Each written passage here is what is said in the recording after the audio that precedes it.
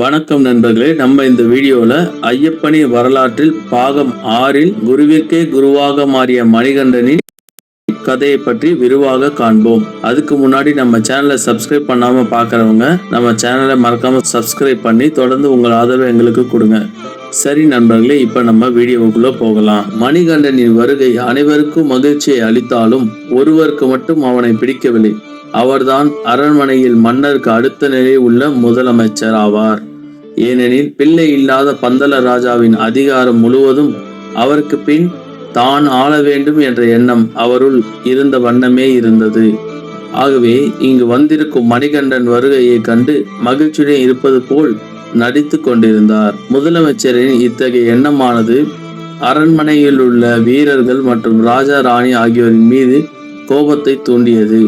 ஆனால் அதை வெளிக்காட்டாமல் மனதில் வைத்து கொண்டே இருந்ததால் நாளடைவில் இந்த கோபமானது ஒரு பெரிய தவறை இழைக்கும் நிலைக்கு அவரை அழைத்து சென்றது. அதாவது சிறு பாலகனான மணிகண்டனை கொல்லும் அளவிற்கு அவரின் எண்ணங்கள் அவரை வழி நடத்தி சென்றன. சிறு பாலகனாக இருந்த மணிகண்டன் கல்வி கற்கும் பருவத்தை வந்தடைந்தார்.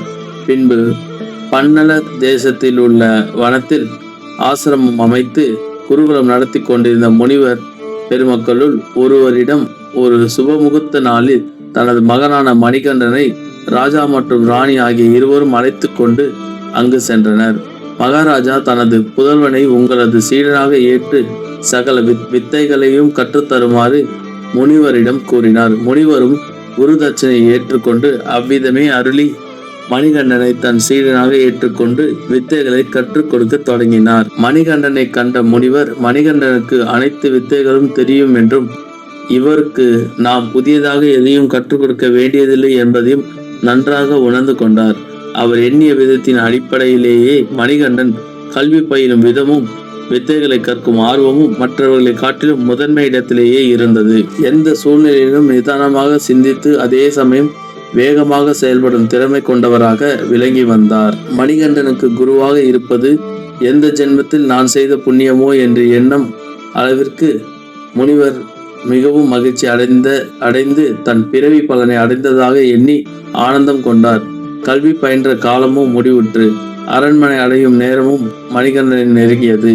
மணிகண்டன் தனது குருவானவரை கண்டு குருதட்சணை அளித்து அவரிடம் ஆசி பெற்று தன் இல்லத்திற்கு செல்ல தன் குருவை காண அவர் இல்லம் நோக்கி சென்றார். மணிகண்டனின் நோக்கத்தை அறிந்த குருவும் அவர் அளித்த தட்சணையையும் மனதார பெற்றுக்கொண்டு ஆனால் முகத்தில் மகிழ்ச்சி இல்லாமல் வாங்கி கொண்டார்.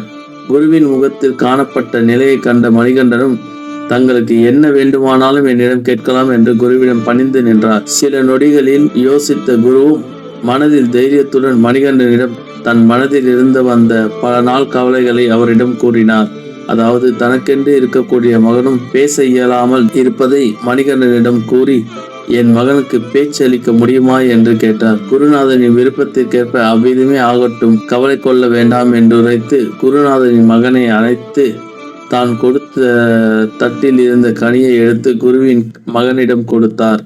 பின்பு அவ்விடமே அக்கனியை உண்ண சொன்னார். மணிகண்டனின் கூற்றுக்கிணங்கி அப்பாலகனும் அக்கனியை உண்டார். பாலகன் கனியை உண்ட முடித்ததும் மணிகண்டன் பாலகனை கண்டு என் மீது நம்பிக்கை கொண்டு என்னை கவனத்துடன் பார். இப்பொழுது நான் உன்னிடம் என்ன உரைக்கின்றேனோ அதை மீண்டும் என்னிடம் உரைக்க வேண்டும் என்று அவனை தன் அருகில் அழைத்து கொண்டு அவனிடம் பஞ்சாட்சர மந்திரமான நமச்சிவாய என்ற அஷ்டாட்சர மந்திரமான ஓம் நமோ நாராயணய என்னும் மந்திரத்தை கூறி இப்பொழுது என்னிடம் உரை என்று கூறினார். பாலகன் சொல்ல முயலுகையில் அவன் கண்ட பகுதியில் தன் கரங்களால் முழுமையாக அழுத்தியதில் நிகழ்ந்தது ஒரு அற்புதம்.